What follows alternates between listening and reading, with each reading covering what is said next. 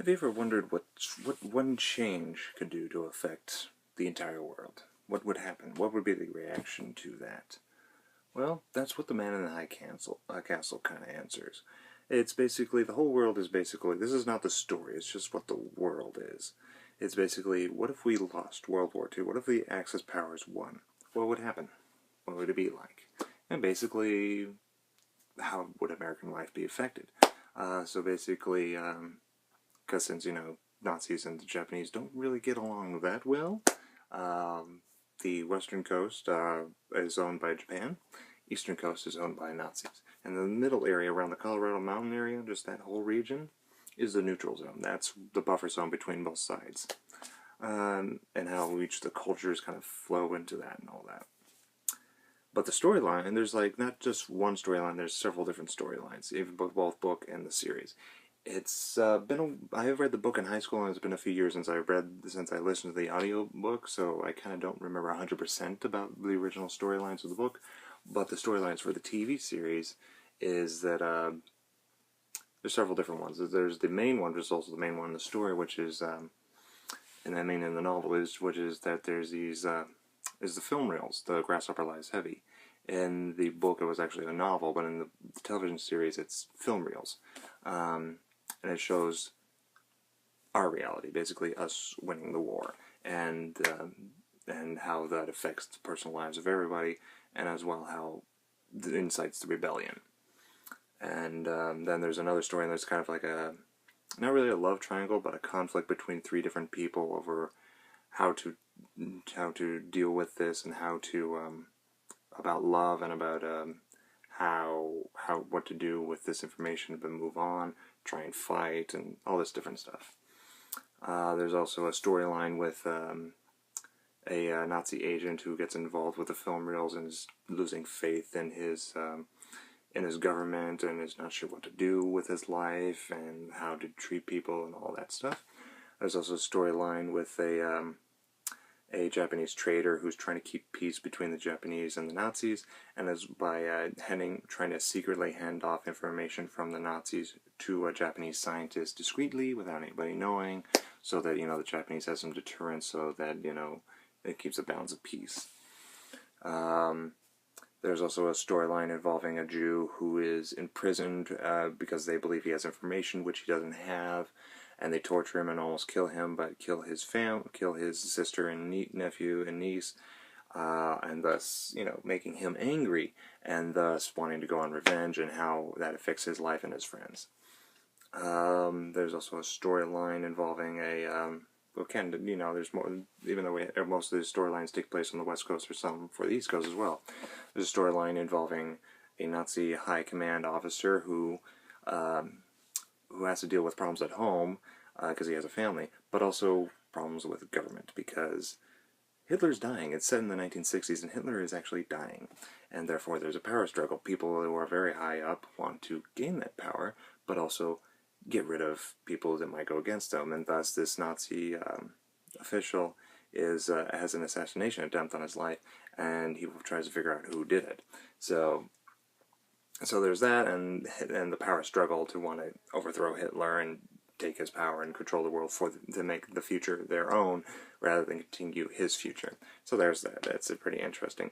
There's also a little bit of tidbit of storylines that entwine with many different characters and the same characters, but it's all pretty well done, all plotted out very nicely, and not all the storylines end by the end of season 1. In fact, some continue on, because there's not only just that main storyline, but not only things that end towards season 1, but things there's reactions to that storyline, so that storyline continues.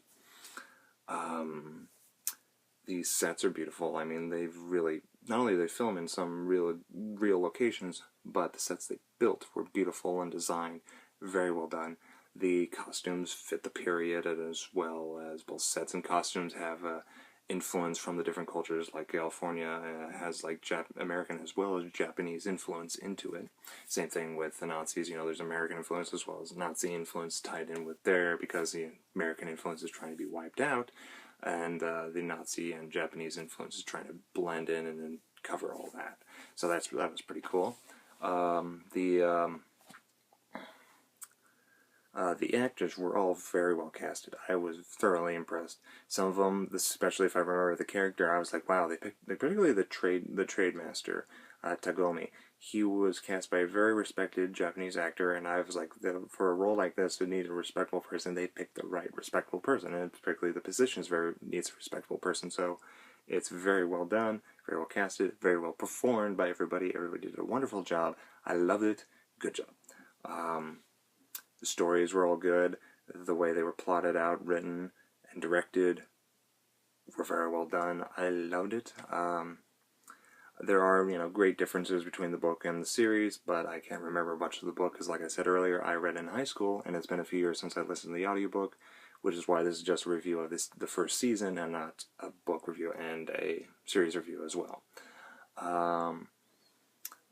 But when I eventually re-listen to the audiobook, I will probably do a review on the book as well, just to kind of, get that out of the way. But that'll be a long time because I have other audiobooks to listen to and several other books to read. The direction is of the series is good. Everything is nice. CGI blended in well to kind of, fit and make everything blend in with what they're telling with the story. Everything was just very well thought and very well done. This is something I think Philip K. Dick would have enjoyed. Now, there's one thing, the writing, like I said, there's differences between the book and the series.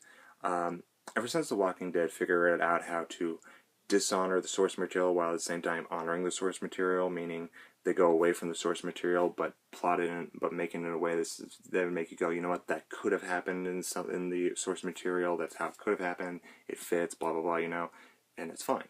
And it pleases fans because they captured the spirit of it. So that's what once they figured out how to do that, everybody's been doing it, and it works. Because, like I said, they captured the spirit of the source material, and thus, while they're dishonoring the source material, they're honoring it, because it's something that could have happened, and it makes everybody happy. So yeah, that was very well done. There's not really much to say about that, because I don't want to give away any spoilers, but it's a beautiful piece. It's only 10 episodes. Watch it. Not everybody would want to get Amazon Prime because it's only available on Amazon Prime. Not everybody would want to get that just to watch the series. So if at any chance it comes on a DVD or something, watch it. It must be seen. It is beautiful, and I do suggest you read the book. It is very well done, very well written, and beautiful as well. Phil K. Dick is an amazing author. I've read many of his works. So you must read it and watch the series. This series has been getting a lot of great reviews, and I have to agree with it. I give this series 5 stars out of 5 for the first season. Beautiful, well done. I actually don't really do reviews on television series by season, because I like to review the series as a whole, like I did with Dark Shadows, and kind of like I did with this one. What I did with Dark Shadows was review each storyline individually when I talked about the story, and that's what I kind of did here. However, the exception to what I said earlier about doing the whole series is Doctor Who, because Doctor Who's the classic era DVDs the stories are released one by one, and well, like I did with Dark Shadows and reviewed the stories one by one while also doing a whole review of the series, I'm kind of doing that with Doctor Who. We're doing story by story. So, that was kind of the exception. The exception to this one, why I did only doing the first season for this one, is because a friend of mine, who's actually reading the book, by the way, doesn't have the ability to watch the series yet. So, and she wanted me to do a review so she would know how it was. So this review is more for her, and as well as for everybody else who wants to know how the series is. So, yeah, I thoroughly enjoyed it. I loved it. It was great, very well plotted out, and something that needs to be seen. I mean, this is not only just essential science fiction, this is almost a work of art. It is beautiful. It has to be viewed. And kind of like something that everybody would just want to take about and think about. It's just watch and think about it going, wow, what would have happened if we actually lost war? Could have been like this? Could have been somewhere else?